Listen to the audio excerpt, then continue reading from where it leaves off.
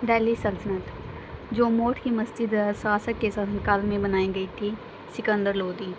जो मोट की मस्जिद है सिकंदर लोदी के शासनकाल में बनाई गई थी। इसका निर्माण 1505 में सिकंदर लोदी के जो वजीर थे मियाँ भोया के द्वारा करवाया गया था। सिकंदर लोदी ने अपनी राजधानी को दिल्ली से आगरा स्थानांतरित कर दिया था। सिकंदर लोदी एक विद्वान थे और कवि भी थे। उन्होंने फारसी भाषा में गुल रुखी नामक कविताओं की रचना की। गियासुद्दीन बलबन निम्नलिखित में से किस काल में भारत पर शासन किया? 1266 से 1287। इसका जो वास्तविक नाम था बहाउद्दीन बलबन था और जो ख्वाजा जमालुद्दीन बसरी नामक व्यक्ति खरीद कर इसे 1232 से 1233 में दिल्ली लाया था। इसकी योग्यता के आधार पर यह दिल्ली के सिंहासन पर बैठा। दिल्ली सल्तनत के अधीन प्रशासन की भाषा कौन सी थी? ये थी फारसी। जो दिल्ली सल्तनत के अधीन 1206 से 1226 तक उत्तर भारत में एक विशाल भूभाग पर शासन करने वाले 5 राजवंश हुए हैं, जिन्हें दिल्ली सल्तनत कहा जाता है। ये 5 हो गए। गुलाम वंश हो गए, खिलजी, तुगलक, सैयद, लोदी। इस प्रकार से जो 4 थे, जो पहले थे वो तुर्क थे और आखिरी था अफगान था। अलाउद्दीन खिलजी के द्वारा लगाया गया खराज कर है किसानों की उपज का लगभग हिस्से के बराबर होता था, 50% के बराबर। अलाउद्दीन खिलजी ने दिल्ली का प्रथम सुल्तान था जिसने कि दक्षिण भारत पर विजय प्राप्त की, जिसे दक्षिण भारत के अभियान का नेतृत्व मलिक काफूर ने किया था। अलाउद्दीन के काल में भू राजस्व की दरें सर्वाधिक थी। अध्यादेश के द्वारा उसने उपज का 50% भूमि कर खराज के रूप में निश्चित किया था। निम्नलिखित में से कौन सा अलाउद्दीन खिलजी के दरबार में कवि थे जिन्होंने प्रसिद्ध कविता हस्त बहिश्त लिखी थी? ये थे अमीर खुसरो। हस्त बहिश्त कविता लिखी थी। अलाउद्दीन खिलजी के दरबार में रहते थे अमीर खुसरो हजरत निजामुद्दीन औलिया के शिष्य थे। इनका जन्म 1253 ईसा में उत्तर प्रदेश में हुआ था। खुसरो को खड़ी बोली का जनक भी माना जाता है। अमीर खुसरो की प्रमुख रचनाएं हैं खलिक बारी, अमीर खुसरो की पहेलियाँ, मुकारिया, सिंगारी, किरान उल सदमान और खजाइन उल फुतूह, तारीख़ इलाही और देवल रानी की ज़खा, आशिका मजनू लैला आदि। अलाउद्दीन खिलजी ने अपने सैनिकों के लिए नए सैनिक नगर की स्थापना की थी जिसका नाम था सीरी। अलाउद्दीन खिलजी ने दिल्ली सल्तनत के खिलजी वंश का शासक था। उस काल में सैन्य सुधारों के दृष्टिकोण से विशेष रूप से उल्लेखनीय था। उन्होंने स्थायी सेना का गठन किया और सैनिकों की सीधी भर्ती की। उन्होंने नगद वेतन देने की व्यवस्था शुरू की और घोड़ों की अदला बदली को रोकने के लिए उन्होंने घोड़ों को दागने की व्यवस्था की शुरुआत की। उन्होंने 1303 ईस्वी सीरी एक सैनिक नगर की स्थापना की।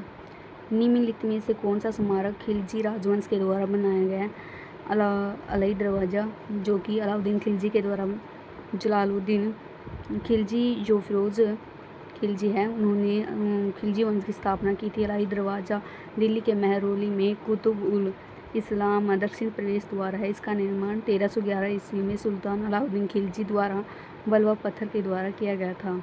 इसे इस्लामी वास्तुकला का रत्न भी कहा जाता है। इसके अतिरिक्त जमात खाना मस्जिद, सीरी का किला, हजार खंबा महल का निर्माण भी अलाउद्दीन खिलजी के शासनकाल में किया गया था। लोदी वंश की नींव निम्नलिखित में से किसके द्वारा रखी गई थी? बहलोल लोदी, जो लोदी वंश का संस्थापक था।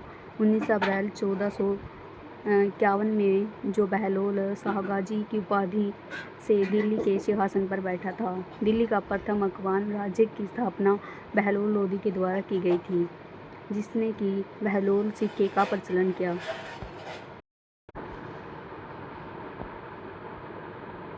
17 जुलाई 1479 को सिकंदर शाह की उपाधि से दिल्ली के सिंहासन पर बैठा। दिल्ली सल्तनत के दौरान निम्नलिखित में से किस प्रकार का कर एकत्रित किया जाता था? ये हमने पीछे पढ़ा। खराज,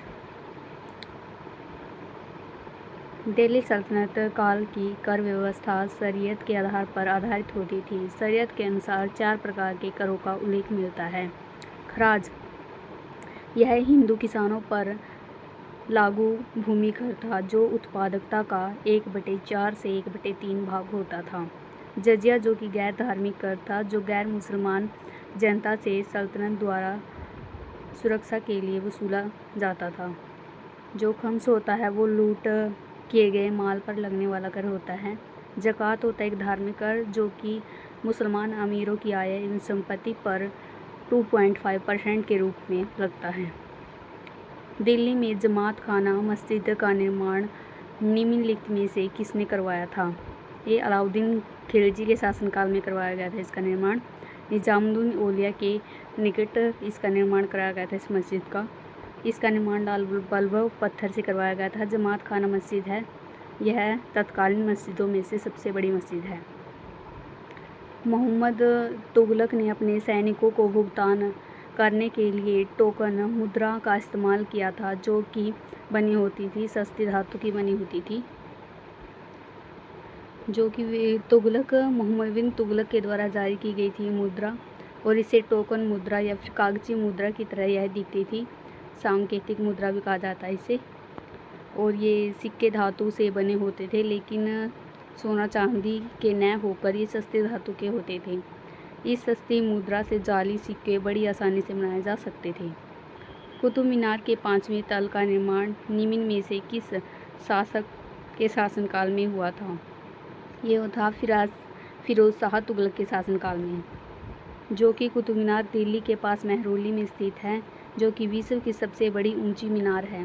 दिल्ली के प्रथम सुल्तान कुतुबुद्दीन ऐबक ने इसका निर्माण का कार्य प्रारंभ किया था। केवल इसका आधार ही पूरा कर पाया। इसके 50 उसके उत्तराधिकारी इल्तुतमिश ने इसकी 3 मंजिल बनाई थी और निर्माण कार्य पूरा किया। फिरोज शाह तुगलक के समय में आकाश से बिजली गिरने से इसकी चौथी मीनार नष्ट हो गई थी। फलस्वरूप फिरोज शाह तुगलक ने इसकी 2 मंजिला बनवाई, जिसमें कि 5 मंजिल हो चुकी हैं। निम्नलिखित में से कौन सा कथन गलत है? कुतुबुद्दीन ऐबक ने दिल्ली पर 1206 से 1210 तक शासन किया। हाँ ठीक है। चौगान एवं पोलो खेलते समय 1210 में उसकी मृत्यु हो गई थी। दिल्ली सुल्तानों के समय अरबी प्रशासनिक कामकाज की भाषा थी, नहीं अरबी भाषा नहीं थी उस समय में। दिल्ली पहले तोमर राजपूतों के अधीन एक राज्य की राजधानी थी, सही है ये तो। दिल्ली में जो ढाले गए सिक्कों को देहली वाल के नाम से जाना जाता था, ये भी ठीक है, लेकिन भी है ये अरबी प्रशासनिक भाषा का इस्तेमाल उस समय में नहीं होता था। जो 11वीं शताब्दी में तोमर वंश के राजपूत शासक के द्वारा की गई थी, इसकी स्थापना पृथ्वीराज चौहान दिल्ली पर शासन किया। 1192 में तराइन की दूसरी लड़ाई हुई, जिसमें मोहम्मद गोरी ने पृथ्वीराज चौहान को पराजित कर दिया और दिल्ली मुस्लिम शासकों के नियंत्रण में आ गई थी और 600 वर्ष के तक इसके अधीन रही। कुतुबुद्दीन ऐबक का शासनकाल हमें पता चला ये थी। और दिल्ली सल्तनत की जो भाषा थी, अरबी लिख रखा है इसके अंदर, तो यहाँ फारसी भाषा का इस्तेमाल होगा। जो दिल्ली के सुल्तानों के शासनकाल के दौरान एक पांडुलिपि तैयार करने के लिए 4 चरण आवश्यक होते थे। निम्नलिखित में से कौन सा चरण उसमें से एक नहीं है? इसके अंतर्गत पाठ का लेखन, बंद एवं बाइंडिंग बनाना। हाँ, पाठ का लेखन किया जाता था, इसमें बाइंडिंग भी बनाई जाती थी। जो पाठ होता है उसको संपादित करना ये नहीं होता था। महत्वपूर्ण शब्दों एवं अंशों को चिह्नित करने के लिए सोने को पिघाला जाता था, ठीक है। इसके अंदर 4 प्रक्रियाएं थी, जैसे कागज़ को प्रकाशित करना, पाठ का लेखन करना, महत्वपूर्ण अंशों को सोने में निहित करने के लिए सोना पिघालना, बाइंडिंग करना। तो पहले भोजपत्रों, ताड़पत्रों, ताम्रपत्रों और लकड़ी के पत्थरों आदि पर लिखा जाता था। पांडुलिपि का प्रयोग राजा महाराजा के कार्यों का वर्णन करने हेतु द्वारा तथा उनके द्वारा विकास को लिखने के लिए प्रयोग किया जाता था। कुतुब उल इस्लाम मस्जिद कहाँ स्थित है? ये दिल्ली में स्थित है और ये जो है कुतुबुद्दीन ऐबक के द्वारा बनाई गई थी। कुतुबुद्दीन ऐबक गुलाम वंश का संस्थापक था। इसने 1206 से 1210 तक शासन किया। कुतुबुद्दीन ऐबक है मोहम्मद गौरी का गुलाम था। इसने अपनी राजधानी लाहौर बनाई। कुतुब मीनार की नींव कुतुबुद्दीन ऐबक के द्वारा डाली गई थी। अजमेर में जो 2.5 दिन का झोपड़ा है वो नामक मस्जिद का निर्माण भी ऐबक द्वारा करवाया गया था, जो लाख बख्श की उपाधि कुतुबुद्दीन को दी जाती है। दिल्ली सल्तनत सैन्य कमांडरों को सौंपी गई प्रशासनिक इकाइयों के रूप में जाना जाता था। इन्हें इक्ता कहा जाता था। जो दिल्ली सल्तनत दिन प्रतिदिन नए राज्यों का उदय हुआ, जिसके कारण दिल्ली सल्तनत का विस्तार हो गया। धीरे धीरे दिल्ली सल्तनत इतना बड़ा हो गया कि इस पर अकेले शासन करना संभव नहीं था। इल्तुतमिश ने दिल्ली ने साम्राज्य को छोटे छोटे क्षेत्रों में विभाजित किया। इन भागों को इक्ता कहा जाता था। इन क्षेत्रों पर शासन करने वाले अधिकारियों को इक्तेदार कहा गया। इक्ता का अर्थ होता है धन के बदले वेतन के रूप में भूमि प्रदान करना। निम्न में से किस शासक ने 2.5 दिन के झोपड़े नामक मस्जिद का निर्माण करवाया? कुतुबुद्दीन ऐबक। कुतुबुद्दीन ऐबक जो राजस्थान के अजमेर नगर में स्थित है, जो 2.5 दिन का झोपड़े का निर्माण करवाया था। इसका निर्माण मोहम्मद गौरी के आदेशों पर कुतुबुद्दीन ऐबक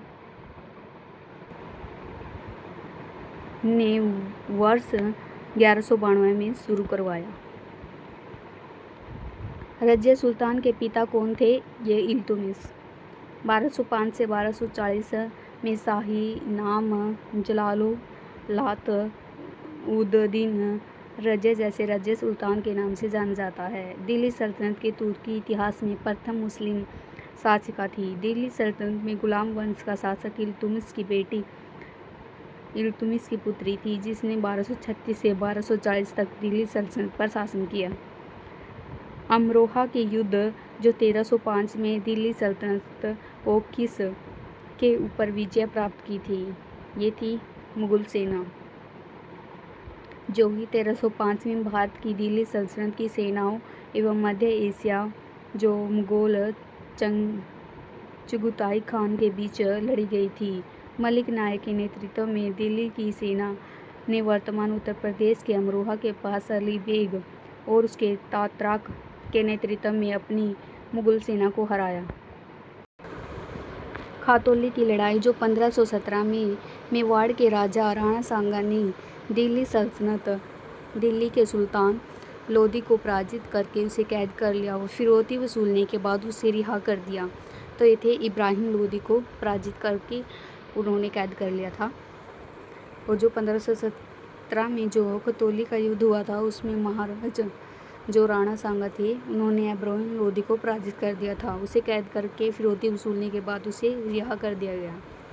निम्नलिखित में से किसने अपनी अदालत दरबार में सेजदा एवं पापोस की प्रथा शुरू की थी? ये की थी गियासुद्दीन बलबन के द्वारा। सल्तनत कालीन सुल्तान बलबन ने ईरानी दरबार प्रथा सीजदा घुटनों के बल बैठकर सुल्तान के सामने सिर झुकाना एवं पापोस यानी कि पैर के बल लेटकर सुल्तान के पैरों को चूमना को अपने दरबार में लागू किया। बलबन अपने राज्य की रक्त एवं लोह की नीति लागू की। बलबन ने फारसी त्योहार जो नवरोज़ को भी प्रारंभ किया। किस दिल्ली सुल्तान ने कठोर नीति अपनाई? बलबन अत्यधिक कठोर नीति अथवा रक्त एवं लोह नीति अपनाई थी। उसके समय में सुल्तान की प्रतिष्ठा एवं शक्ति गिर गई थी और उसको पुनः स्थापित करना एवं जनता के प्रति सुल्तान में भय एवं सम्मान उत्पन्न करना, साम्राज्य कानून व्यवस्था की स्थापना के लिए उसने यह नीति का पालन किया। उसने इल्तुतमिश के द्वारा स्थापित की जो दल चालीसा के प्रभाव को समाप्त कर दिया। आंतरिक विद्रोह को नियंत्रित करके मुगलों के राज्य को सुरक्षा प्रशासन का पुनर्गठन कर अपनी स्थिति को पहले से सुदृढ़ किया।